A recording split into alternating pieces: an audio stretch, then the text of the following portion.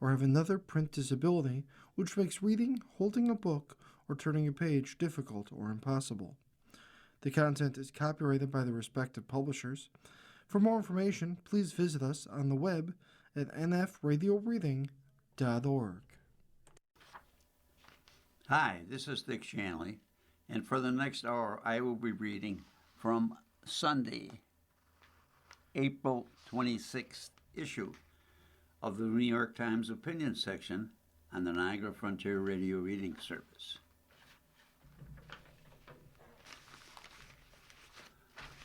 This article was written by Maureen Dowd. Trump, Iran's newest hostage.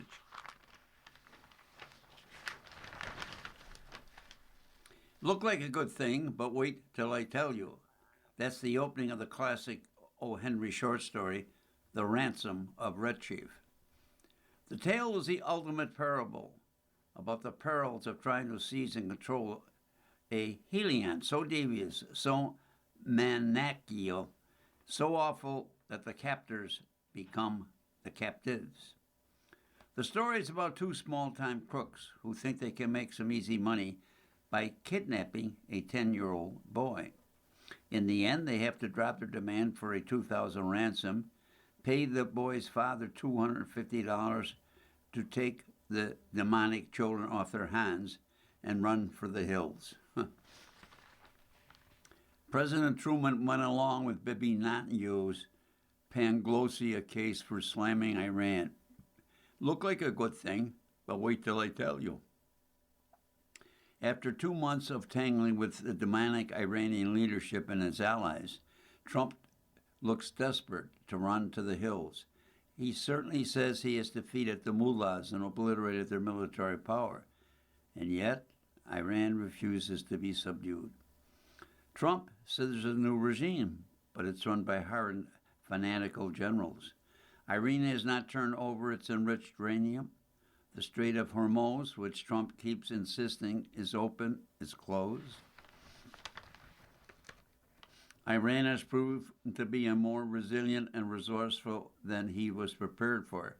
Richard Haas, a foreign policy advisor for President Bush, wrote in Substack, Home and Away. Almost all the administration's assumptions have been proven wrong.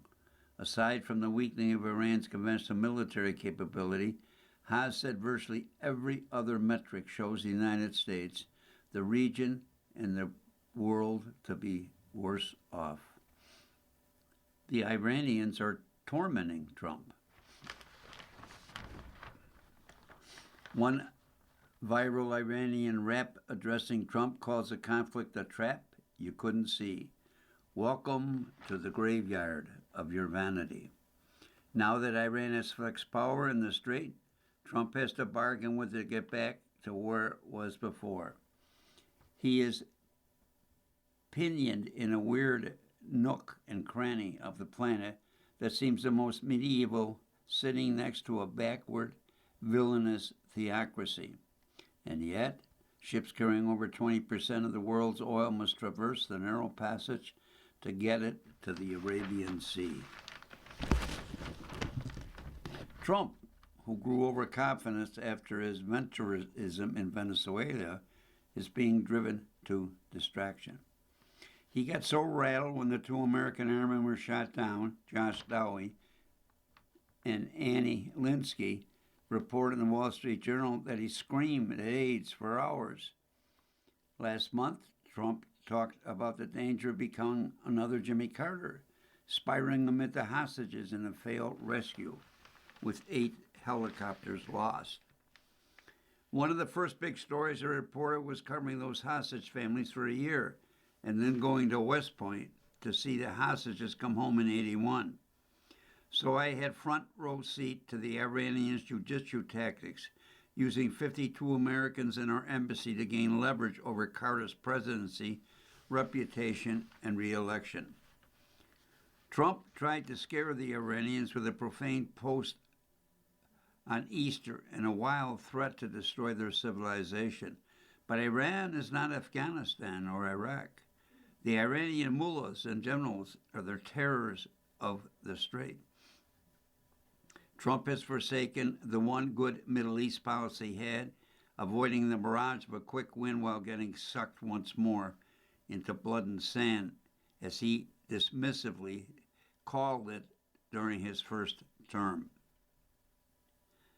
When he was running in 2016, Trump deemed the invasion of Iraq a big, fat mistake that de-established the Middle East and cost too much in money and lives. But seduced by the detestable Bibi, he got suckered into the blood and sand. Unlike W., who had the good grace to trump up a case for war, Trump let Bibi lead him by the nose into the one, blowing off Congress, our allies, and many furious MAGA acolytes. Maggie Haberman and Jonathan Swan revealed in their forthcoming book, Regime Change Inside the Imperial Presidency of Donald Trump, that the president brushed aside General Dan Kane's warning that a war with Iran would drastically deplete our weapon stockpiles and jeopardize the traffic in the Strait of Hormuz.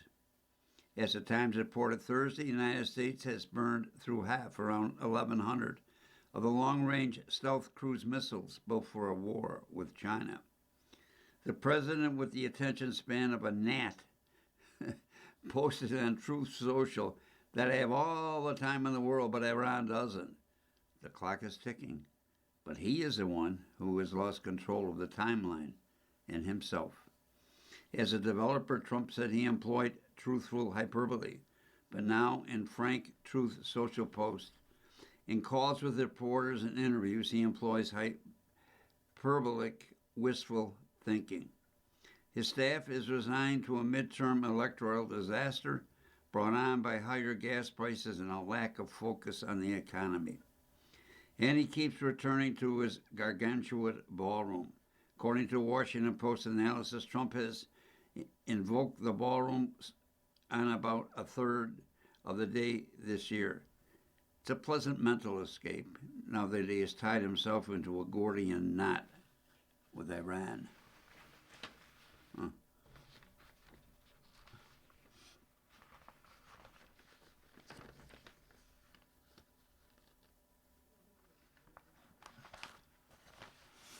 Next article is written by Jamel Bowie. Trump holds the American people in total contempt.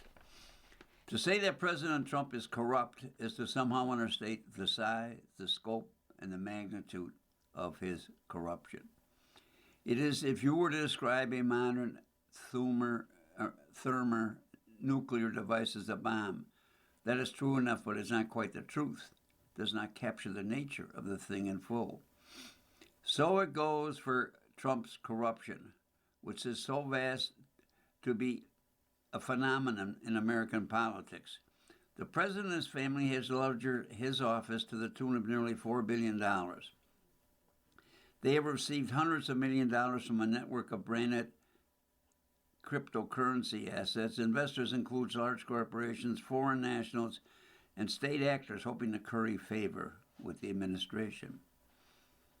One such actor, according to the Wall Street Journal, was Sheikh Tahoon bin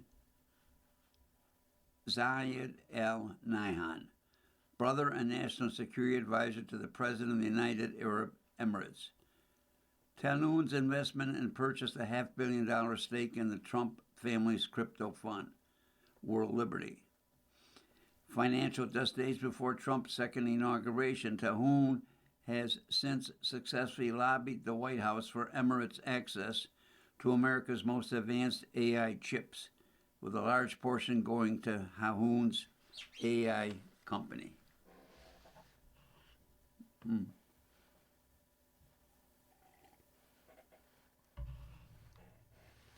Or consider the president's pardons. Changpeng Zhao, the founder of Binance, a crypto firm, was convicted in 2023 of violating the Bank Secrecy Act. After Trump returned to office, Zhao, whose company donated software to the World Liberty Financial so that it could start its own cryptocurrency, lobbied for a pardon in October of last year. Trump granted the pardon, raising the possibility that Zhao could recover His court-ordered fines of $4.3 billion to the U.S. government as punishment for allowing criminal actors to the Binance in a broad array of illicit transactions, including child sex abuse, illegal narcotics, and terrorism. To tie the two stories together, in May of 2025, a different investment company, also linked to Sheikh Gataoun, MGX, announced that it would buy a $2 billion stake in Binance using the cryptocurrency provided by World Liberty. The deal could net the Trump family up to $80 million a year in interest.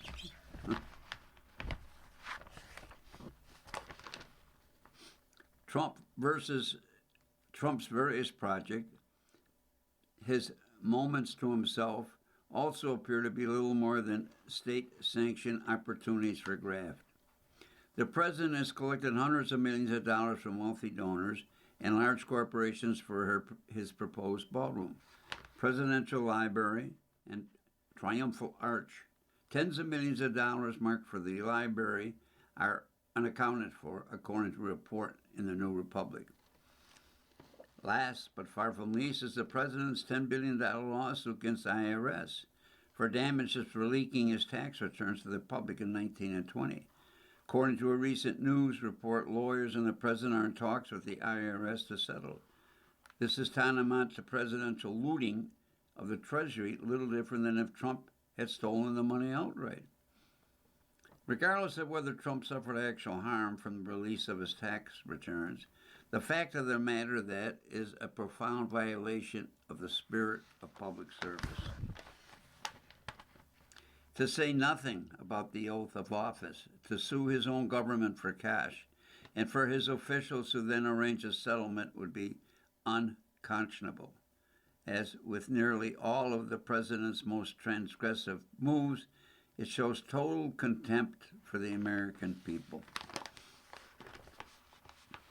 Here it is worth looking at the worst of presidential corruption before the advent of Trump, if only to dismiss apologists who claim that his bad conduct is out of the ordinary.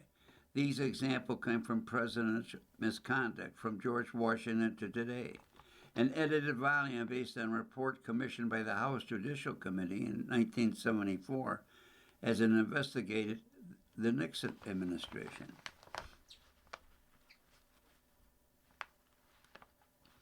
Despite the general reputation for graft, that period, the 19th century, it's hard to find anything like the personal corruption of Trump, even among Gilded Age presidents like Grover Cleveland and Rutherford Hayes. Most corruption was limited to the lower ranks of each administration. It was Columbus Delano, Ulysses S. Grant's Interior Department, who was accused of issuing fraudulent land grants, and Greenbeam Rahm, Commissioner of the Pension Bureau under Benjamin Harrison, who accepted loans from pension lawyers in exchange for favorable treatment. Looking through the 20th century, there's, of course, the administration of Warren Harding, infamous for its rampant corruption. Charles Forbes, head of the Veterans Bureau, was convicted of conspiracy to defraud the government and sentenced to 2 years in prison. Albert Fall, Secretary of the Interior, eventually went to jail for secretly leasing private oil drilling rights to the scandal known as Teapot Dome. Harding himself did not appear to be personally corrupt, although the sordidness of his associates tarnished his reputation. Franklin Roosevelt gave his sons jobs in his administration. Dwight Eisenhower accepted gifts for use of his Pennsylvania farm. Lyndon Johnson, who spent his life in politics, was heavily scrutinized over his personal fortune amassed as an elected official.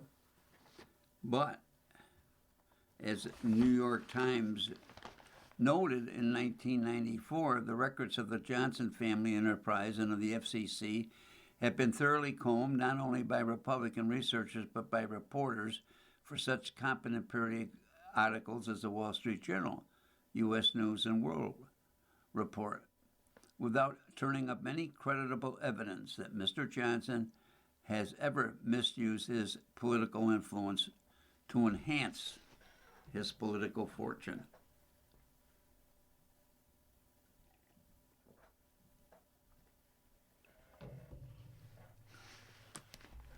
To walk through subsequent presidents is to get a similar picture. Is there gross misconduct? Yes. After all, Richard Nixon was forced to resign. Was there graft and petty corruption among higher and lower officers in each administration? Also, yes. But we do not see anything like the self-dealing and naked personal enrichment of Trump and his family. No, we do not. Another way to put this is the corruption was a largely incidental occurrence in previous presidential administration. As the historian C. Van Weer wrote in the preface of his original House Judiciary Report, though all of the presidents had allegations, many of them the realities of misconduct to cope with their administrations. For the great majority of them, the problem was a minor concern among many larger concerns. With Trump, however, the misconduct is the concern. You might even say that it's corruption like the cruelty is the point. Corruption of this sort may in fact be inherent to the authoritative enterprise. Look abroad to the leaders or former leaders who rode to power on promises of national greatness and ethno-religious domination of minorities. What drives them? Not ideology or rhetoric, as much as their drive to steal anything that cannot be tied down. Viktor Orban is little more than a cover for a glorified looting spree, whose beneficiaries, should be said, included influential American conservatives. Vladimir Putin has spent decades siphoning Russia's wealth into his pockets, and populists elsewhere in Europe and in Latin America have been caught again and again with their hands in the national cookie jar. Trump is a type, one of many figures around the world, whose nationalist, patrimonial political movement is little more than a cover. As his presidency begins to crumble around him, we should expect him to focus all the more inherent on enriching the Trump family at the expense of the American people. We should heed the wisdom of the founding generation. To them, corruption was poison, a cancer that ate at the foundations of self-government. A state so stricken was bound to succumb to political death. With Congress in the hands of prostate Republican majority, there is little the opposition can do this moment to strike back at the president's corruption. But this may not be true for much longer. And when the time comes, Democrats should work to take back his ill-gotten gains and hold his enablers and co-conspirators responsible for their actions. The other option to look forward, let bygones be bygones, and ignore the transgressions of the recent past, is a one-way road to ruin.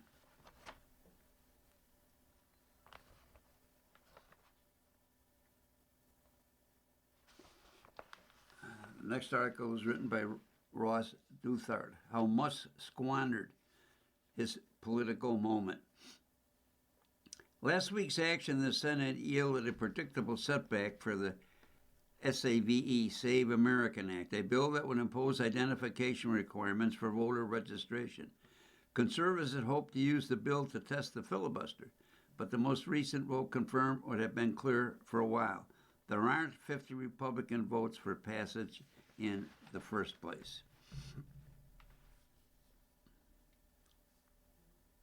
Why then has the bill garnered so much attention? In part because it's a family priority of conservative activists, and in part because of Donald Trump's eagerness to suggest that American elections aren't on the level.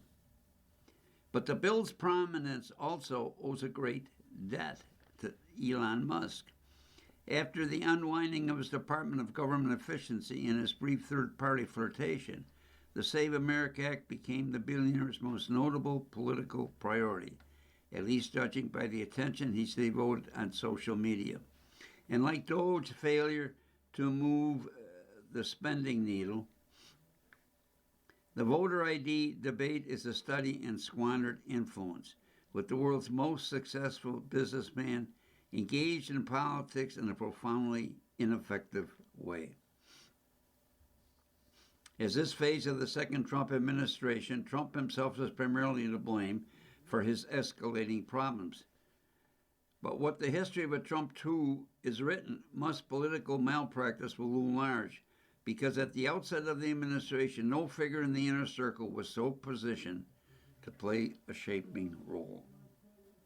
Unlike much of the second term cast, Musk was not a creature of Trump's influence. He had his own fame, power base, funding. Social network formerly known as Twitter gave him a unique influence over the national convention. His embrace of anti-wokeness gave him credibility and the grassroots right that most rich Republicans do not enjoy. The leverage seemed as if it could be brought to bear on the territory Musk knew best: space travel, technology piss out, overregulation, and its discontents. One can even hope that his unusual personal commitment to pro-natalism will yield some kind of policy interest as well. And his devotion to Diamonism seemed like a potential check on Trump's zero-sum mentality around tariffs and trade wars. I don't want to say that Musk had no influence along these lines. The fact that a SpaceX associate is running NASA seems like what an optimist might have expected. But Musk certainly didn't moderate Trumpian trade warring. That role was played primarily by the bond market, and my personal hope that had become involved in politics as a step on the ladder to colonize Mars gave way to the realization that he wanted to be involved in politics in order to push hard for some of conservatives' least plausible ideas.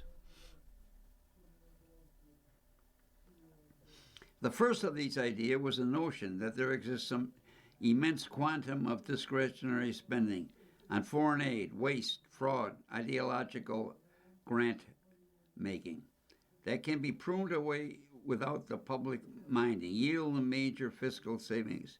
This conviction drove the Doge hype and ultimate failure, in which Musk's team repeatedly cut deeper than just the layer of spending that would resemble to be called woke, yet still achieved nothing meaningful in the larger budgetary picture. This was not an unexpected outcome, and it was strange to watch a man of Musk's abilities burn political capital and energy of his apprentice just to discover that the real money is in big popular entitlements that can't be cut by presidential fiat. Then in a different key, Musk decided again with the Safe America, embracing and hyping with a strong dose of paranoia, the conceit that elections are rigged against Republicans because some vast number of non-citizens are casting illegal votes. We have years of investigation by Republican administrations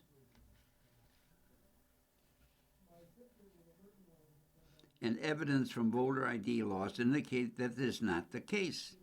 There are sound reasons to think that ID requirements don't have dramatic vote-suppressing effects alleged by left-wing critics, but neither do they have the election-protecting effects promised by the conservative champions. Voter fraud is just not an important reason Republicans lose elections. Moreover, now the Republican coalition includes more low propensity and downscale voters. Any effective ID requirements might actually cut against conservative turnout. In Musk's defense, one could point that voter ID provision often poll well, and Doge was far from the least popular thing the Trump administration has embraced. But the problem in both cases is not unpopularity per se, but simple waste of time, attention, effort, opportunities.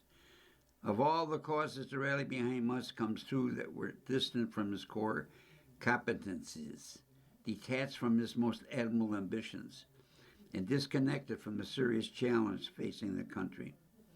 Many of Musk's critics expected his involvement with the Trump administration to be defined by self-interest and self-dealing.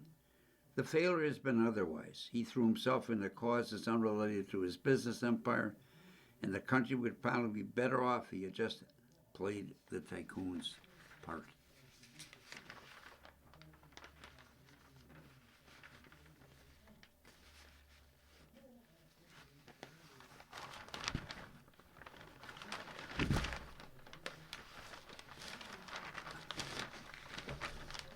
Older Americans are hoarding the nation's potential.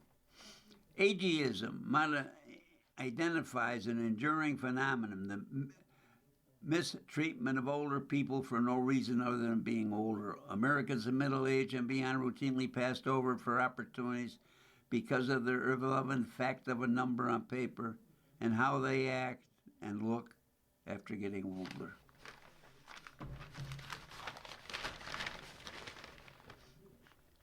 In today's world, the unfair discrimination, they say, coexists with a different kind of unfairness, a gerontocratic society in which the old control ever more power and wealth, leading to over-representation in political life and unequal power in social life. It is not ageist to ask whether older people should be required to give more to younger Americans and national priorities. It is critical to the future of our democracy and society. America needs to confront gerontocracy before the system collapses under the weight of its inequality and injustice. Older Americans deserve a say over the future, even when they may not live to see it. But they do not deserve the stranglehold that they currently enjoy through over-representation in elections, which produces too many regressive policies and too many seniors in the highest offices. Older Americans are owed the care that everyone else funds. Indeed, they should get more than they get now, including funding for long-term care home or in nursing homes. But they also need incentives to give up accumulated housing, jobs, wealth. In little more than a century, the extension of life has transformed Americans in global politics. It turned older Americans who had been one of the most underprivileged groups in the country into some of the most overprivileged. Some of the excessive power that the aging have amassed harms society, as they enjoy advantages to the detriment of others. The power hurts a large number of elderly Americans themselves. Crucial priorities for the future, like creativity, dynamism, environmental remediation, immigration policies, and tax fairness, also suffer under gerontocracy. Older Americans favor restrictions on immigration most, even when they need immigrant caregivers most. Likewise, there is a correlation between age and resistance to policies to halt the overheating of the planet or raise funds for educational and other civic purposes.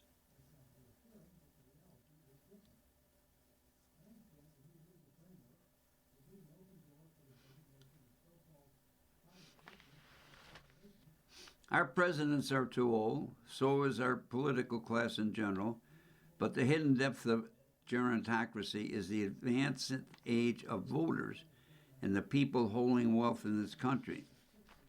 Seniors dominate elections, especially local and off-cycle ones, with their comparatively high rates of participation. According to Phil Kiesling, a former Oregon Secretary of State, the median age of eligible voters these days is about 48, but the age of actual voters is about 52, and on the way up. Outside presidential contests, 55, 56. Primary, 65. Older Americans also disproportionately spend in elections. For example, in 2014, the most common age of the donors who financed that election was as high as 70.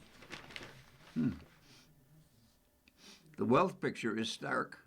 From 1990 to 2010, the median net worth of households headed by adults over 65 grew by 42%. In the same period, the households headed by adults 18 to 40 median net worth fell by 68%. During and after the financial crisis, the gap got even worse. In 2019, it was calculated that Americans under 40 years old, who added up to 30% of the population, held a mere 5% of America's wealth, whereas those over 54, the same number of people held 72%. Only in a few years since the pandemic have young people begun to bridge the chasm that has been established between older haves and younger have-nots. This is not coincidence. After mandatory retirement was eliminated in most fields, in the late 20th century, older workers held on to some of the best positions. The United States, some of the highest wage inequality by age of any country in the world. And the number keeps getting worse. The gap between workers over 55 and those under 35 widened to 61%. The share of workers over 55 in the workforce rose 88%. An editorial comment, to me it's common sense. The older folks would have more wealth. When you're younger, if you're married and have 2 or 3 children and have college expenses, you're not going to be able to save anything. But once a person gets through this and have a little money, they can certainly make more money. Housing follows the same pattern. Older Americans own much of the most desirable real estate in the country, best cities, and they are not moving. The 70-74 age group has the highest homeowners rate in the nation, above 80%, and those 75 and older are close behind. The median age of home buyer was barely 30 in 1981. By 2024, it was 56. There's no denying that ageism continues to be a scourge. An appalling number of older Americans live in poverty or barely above it and suffer routine discrimination. But it's clear that older Americans have helped widen the chasm between classes in our neoliberal era. Age discrimination also affects the young. In the United States today, 6 to 7 federal dollars go to seniors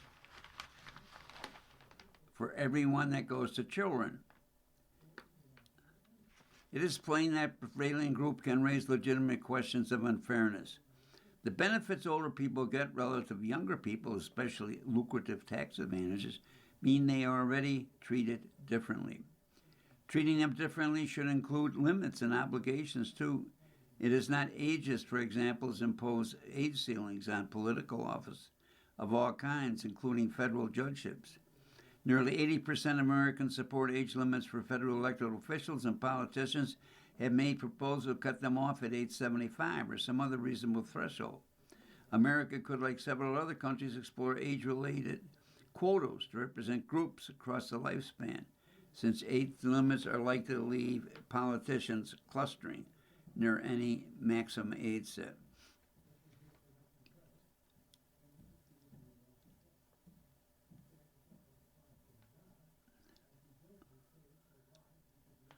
It is not ageist either to begin to save our democracy for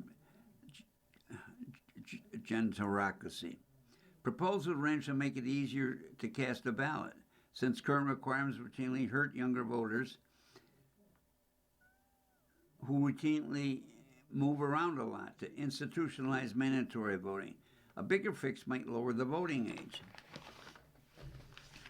It is not ageist, finally, to impose policies to transfer jobs, houses, and wealth down the generational chain.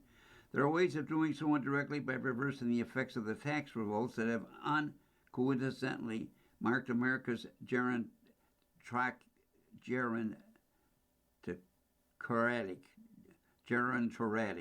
age, even since California's Proposition 13 passed in 1978. I apologize for the pronunciation. There are also direct ways of recognizing the age affects opportunities and resources. The most obvious is to reinstitute mandatory retirement in those employment sectors, especially white-collar work, where generational renewal has been obstructed for years. In housing, besides circumventing the disproportionately high elder participation in town meetings where land use decisions are made, I advocate a progressive tax on older homeowners to incentivize them to downsize rather than retain. The longer you stay, the more you should have to pay. The funds could allow for new construction and other projects of intergenerational justice, especially educational ones that prior toward unleashing our young people into the creative prime of life. Some people have attacked the elder skew of federal benefits as a pretext for banning the welfare state, but improving it is a better choice. Since 1935, the rise of Social Security programs property recognized the unique vulnerability of senior citizens, and Medicare provided for some of the care and treatment. At the same time, Medicare's exclusion of funding for long-term care at home or nursing understandably leads the aging to where they will run out of money before they die, which exacerbates and rationalizes their choice to stash for a rainy day. Improving the welfare state for all who need it, including the old, could reduce the motivation for holding on housing and jobs, not just bank accounts and stock portions. In this sense, countering ageism and gerontocracy sometimes involve the same reforms. Ageism is not ended, but that should not stop those questioning and seeking to rein in American gerontocracy. Another editorial comment, it would be interesting to see how the Scandinavian countries, that is Denmark, Norway, and Sweden, how they handle the aging process. Blockades don't work the way Trump thinks they do. It shouldn't have been surprising when President Trump announced on April 12 that the United States would begin a blockade of Iranian ports to force Tehran to accept a peace deal. Mr. Trump prides himself on being unpredictable, but he's a creature of habit, and blockades have quickly emerged as one of his preferred military tactics since his return to the White House. He's already used them against Venezuela and Cuba. Now his administration has expanded the Iran embargo and started to seize Iranian-linked ships on the high seas. Iran's grip on the Strait of Hormuz was not the reason the U.S. started the war. Before the conflict, traffic passed freely through the narrow waterway, but Tehran's effective closure of the strait since the United States and Israel attacked 2 months ago has emerged as the war's most bedeviling problem, and one Mr. Trump is desperate to fix. He hopes that by instituting a blockade of his own, he can choke Iran's economy and force country's leaders to reopen the strait and accept Washington terms of surrender.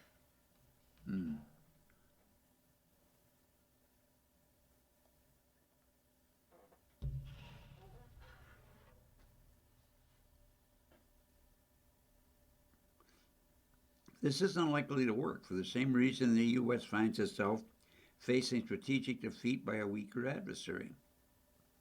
A mismatch of stakes and time horizons, while Iran is gaining the upper hand in this conflict by extending and surviving what it considers an existential war. Mr. Trump wants a fast and decisive victory, something a blockade cannot deliver. A blockade may impose cost on Iran's economy, population, but will not deal the quick knockout blow the Trump administration seeks. Blockades are designed to work slowly, with pressure accumulating over time. At the beginning of the American Civil War, for example, Abraham Lincoln ordered a blockade of ports across the Confederacy, targeting some 3,500 miles of coastline. It had the desired effect, eventually cutting Southern cotton exports by as much as 90%, and severely damaging the Southern economy, but it did not result in a rapid end to the war. Fighting between North and South continued for 4 years. A similar story played out during the British naval blockade of Germany in World War I.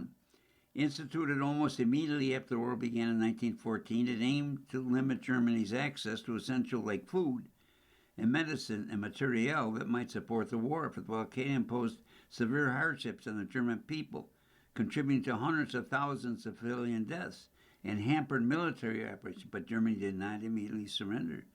The war ended until the end of 1918. Another editorial comment: if that's the case, if it were 4 years in each case, let's hope it's not 4 years for our present dilemma. That blockades often fail so quickly, changing adversaries' behavior, is something Mr. Trump and his advisors should know. Earlier this year, the United States started interdicting shipments into Cuba in an effort to force Havana to make political and economic concessions. The island is now on the brink of humanitarian collapse, but the Cuban regime has yet to yield. The U.S. blockade of Venezuela of oil export was similarly ineffective. Mr. Trump announced it in December 2025, part of a month slog pressure campaign to force presidential Nicolas Maduro to step down. When a few weeks of blockade failed to elicit any compromise, Mr. Trump had to escalate further, seizing Mr. Milano and his wife in a dangerous military raid. Iran may prove even more resilient. The blockade has reduced the country's oil revenues to a fraction of their pre-war levels, but is likely to some time before the consequence become untenable for Iran's regime. In the near term, Tehran will continue to receive oil revenue from shipments that left its port weeks ago, and at least 34 tankers with links to Iran appear to have slipped through the blockade. These or any future successful exports can be sold at higher prices, which may continue to rise as the war goes on. To prevent this, the administration has said that the U.S. military will pursue any ship helping Iran anywhere in the world, a move that is ambiguous legality under international law. To meet legal standard, any blockade must be deemed effective, meaning it's carried out with enough military power to consistently and impartially enforce, has clearly defined geographic limits, and includes provisions for humanitarian aid. The expanded U.S. blockade meets none of these requirements. It has no geographic boundaries or humanitarian provisions, and the U.S. Navy's limited capacity to interdict container ships and tankers means we'll have to choose which cargoes to intercept or focus on specific regions. It cannot therefore be effective. In the end, most Iranian oil shipments that are already at sea will almost certainly make it to their destination. At home, Iran has other ways to mitigate the effects of the blockade. Recent estimates suggest Iran has about 90 million barrels of available oil storage capacity, enough for at least 2 months of production, before it must make production cuts that risk permanent damage to its oil infrastructure. Tehran also has reserves of food and other essentials and land-based trade routes that can fall back on if needed for imports of some commodities and some even oil exports. Iran can likely endure the U.S. blockade for months without facing economic collapse. Even then, its leaders might choose to fight, or rather agree to American terms they perceive as a compromise of Iranian sovereignty.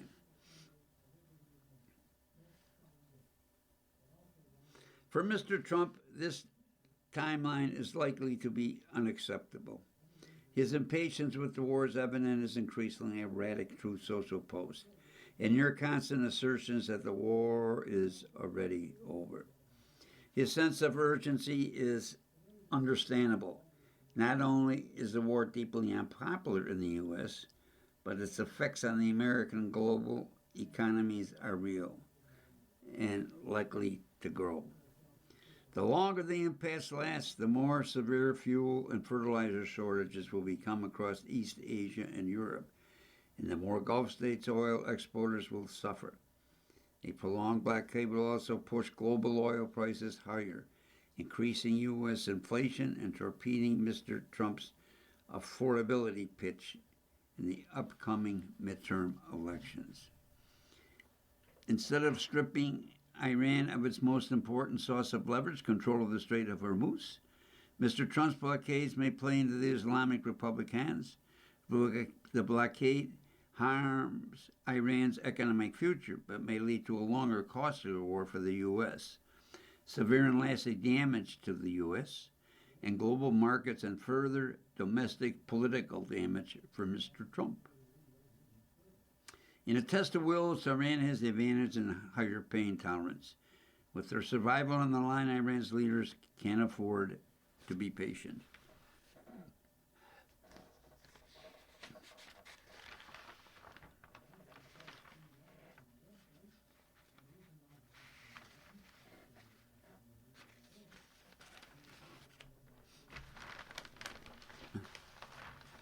Planter has a simple message for Democrats, written by Ben Rhodes.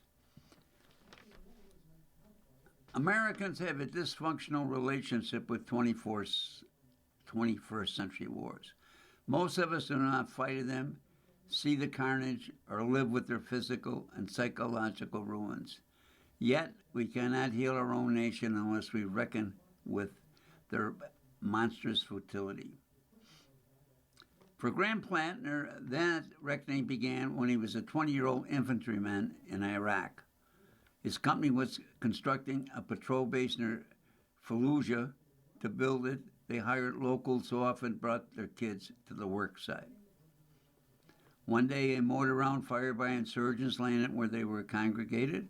There can be no more senseless death than losing a child, a reality Mr. Plant had to confront as he administered first aid and then encountered distraught parents at a casualty collection point.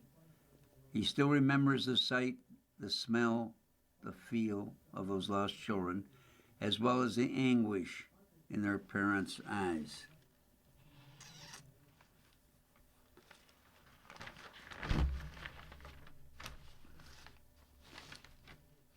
Mr. Plantner recalled this experience to me as he drove his truck through Maine, campaigning for the Democratic nomination for Senate. Last fall, his candidacy was rocked by revelations from his past. As a young Marine, he got a skull and bone tattoo on his chest that resembled a Nazi symbol. He denied knowing its meaning. His history on Reddit includes offensive comments that he attributes to a long process of dealing with the trauma of war. Yet, while Democratic insiders in Washington prepared to write him off today, he packs town halls, and polls show him leading Governor Janet Mills of Maine by around 30 points.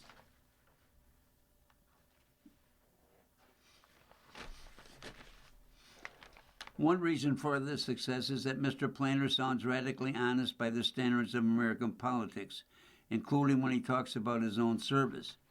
There's this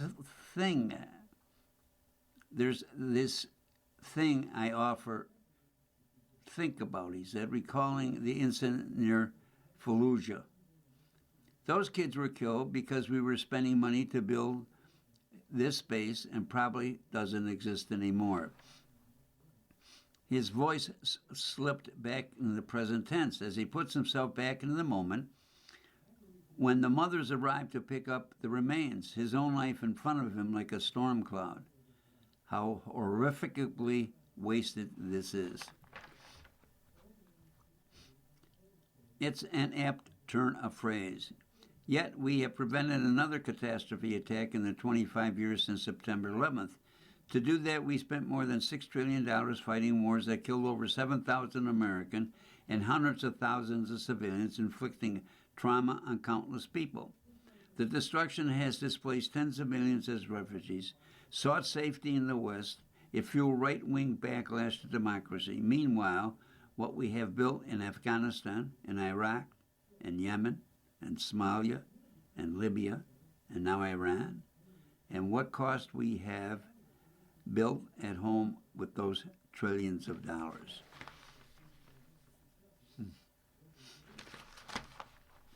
Visceral outrage over the reality infuses Mr. Plantner's opposition to the war in Iran.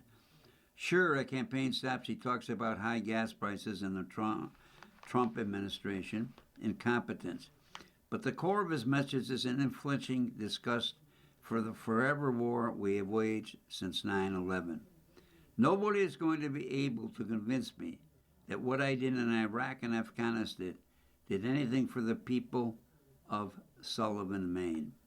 He told me, punctuating his point with an obscenity, I don't want other young Americans to go through what I've been through, and I don't want to send other young Americans to inflict the horror that I had to inflict on people. Polling suggests that most Americans agree with him. So does the feedback he gets day to day. The people he meets overwhelmingly oppose the war. Many are furious or heartbroken about it. That includes his fellow veterans. I don't know a single guy I served with who thinks this thing in Iran is a good idea. Many of those guys are MAGA. This was one of the reasons they were big Trump supporters. He was an anti-war or America First candidate. While they suggest a policy and political imperative for Democrats to be anti-war party, such a movement has not fully materialized. Some Democrats do express a sense of moral outrage and urgency over the war. Ro Khanna, Jason Crow, Yasmin Ansar in the House, or Chris Murphy, or Chris Van Hollen, Tim Kaine in the Senate. But many others, including the party's leadership in Congress, have shown less passion in opposing the war than they bring fights over Obamacare subsidies. Turn on right-wing commentators like Tucker Carlson or Meg Kiley, and you hear more aggressive stance. Mr. Plattner has a political scorn for this dynamic. He decried party leaders who focus on President's failure to seek a congressional authorization. There's a big difference between saying the war shouldn't be happening because it is bad and saying the war shouldn't be happening because they didn't ask permission. He lamented the tendency to leaven statements against the war with highly condemnation of the Iranians regime that lay the ideological and propaganda basis for what Mr. Trump is doing. He also noted rightly that many Democrats have been longtime hawks on Iran, supporters of the Israeli government and allies with post-war groups such as AIPAC.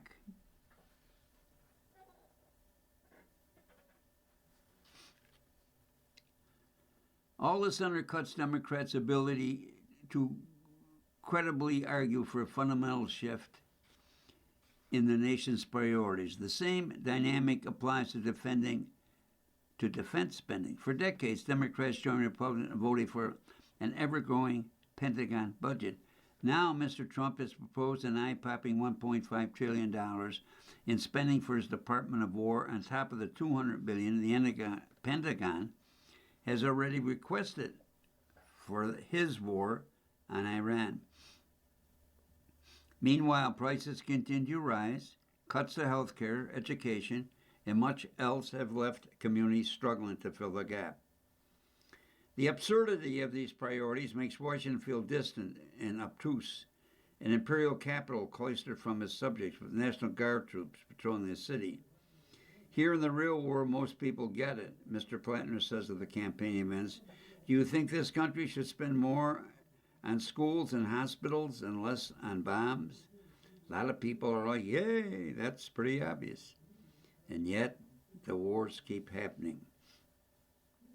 The money keeps flowing to defense contractors. Traders keep profiting from bets on the rise and fall of prices, while the working class cannot afford to pay for a tank of gas. Insiders make ghoulish bets about the war on prediction rates while children are killed by American weapons in Iran and Lebanon. If the Democratic Party is to flourish in the future, Mr. Plattner told me, needs to be an anti-war party. As talks to end the latest disaster war focus on reopening a narrow strait of water that was open before the war began. This seems obvious. And yet, many Democratic politicians will most likely be wary of embracing it.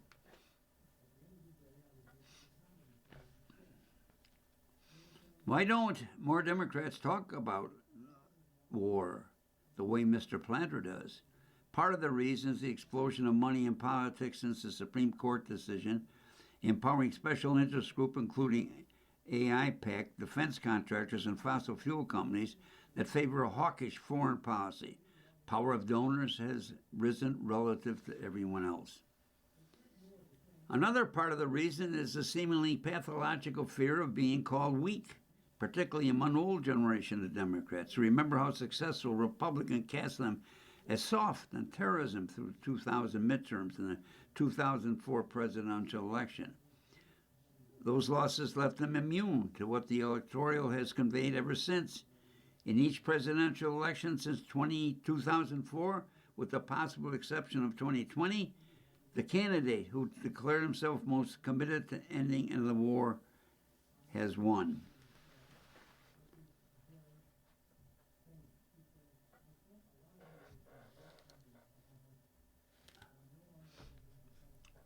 Still, many Democrats seem to fear being seen as anti-war. What if they vote against wartime funding and then Iran attack targets U.S. troops or on homeland? Or what if Mr. Trump bombs Iran and the regime collapses and replaced by something better? Who could feel this calculation within the Democratic Party as the war began? A hedging that only dissipated when the war's brutality and insanity became clear. Behind it is a pervasive logic. Both Iranian strength and Iranian weakness can justify war.